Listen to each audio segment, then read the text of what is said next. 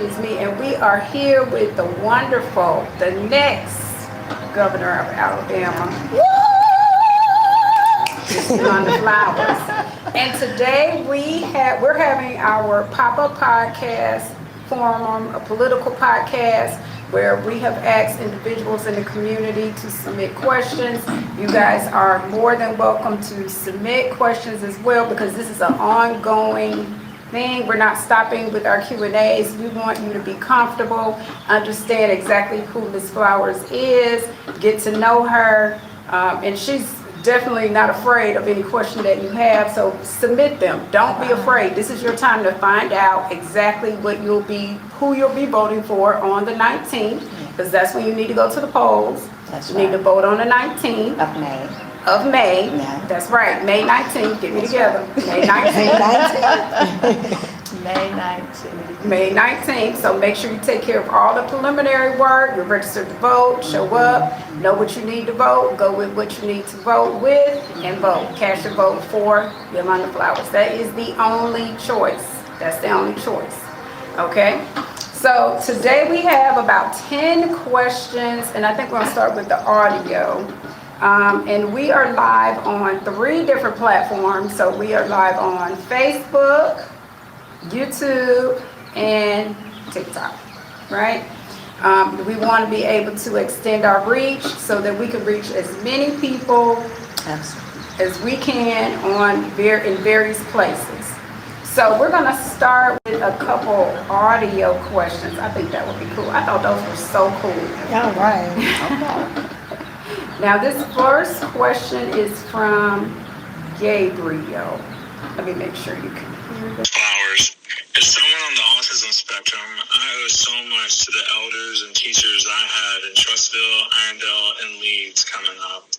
Given how slow access to special education resources often moves in our country, especially with the stigma that still surrounds neurodivergence, what is your plan to advocate for and expand support for our special education programs and for the teachers and families who guide us? Oh, that's good. That's a good question. That is. Well, I'm going to tell you this is what I said. Thank you, young man, for that question. Governor Ivey passed this Choose Act. Okay, passed that. So what does that mean? That means that it will take the money. They say it's supposed to be like a little savings plan thing or something, whatever. But what it does, it takes the money from our children who are in public schools, okay, which is like $7,000. Each child, every year, they have $7,000 that's allotted to them for their education. So we have charter schools popping up. We have private schools popping up.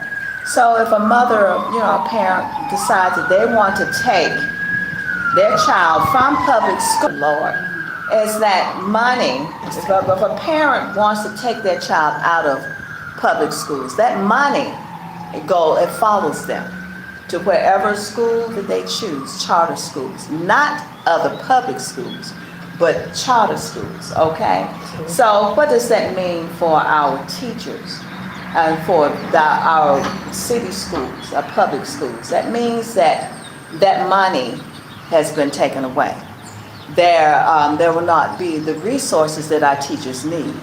I've been pushing for, when I ran in 2022, pushing for our teachers that every teacher needs to have an assistant, okay?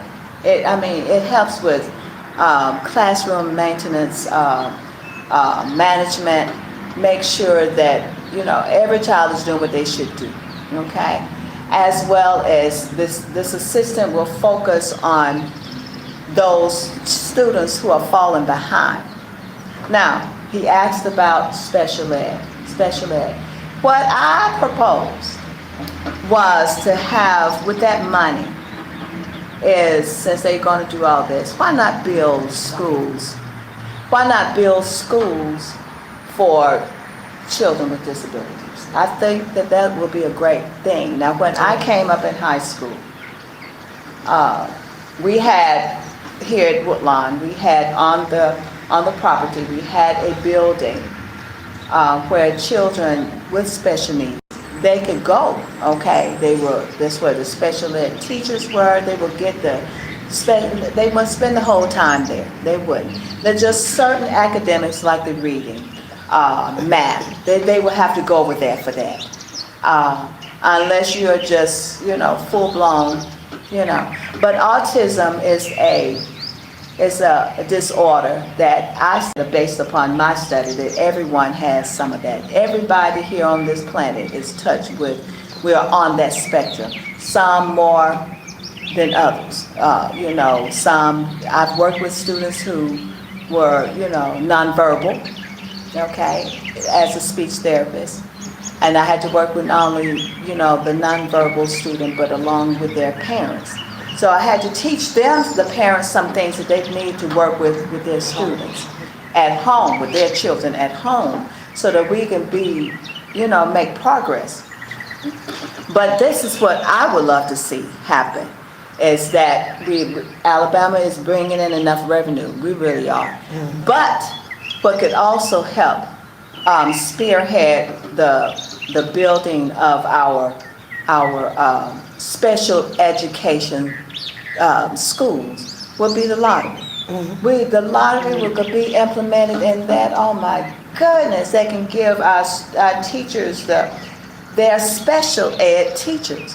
Give them the incentive, the pay. Give them what the special training, which are tools that they would need to better help that student. Okay, so that's one of my dreams. We do have a school here in Talladega that is Helen Keller, and that is really geared for those who are blind and deaf.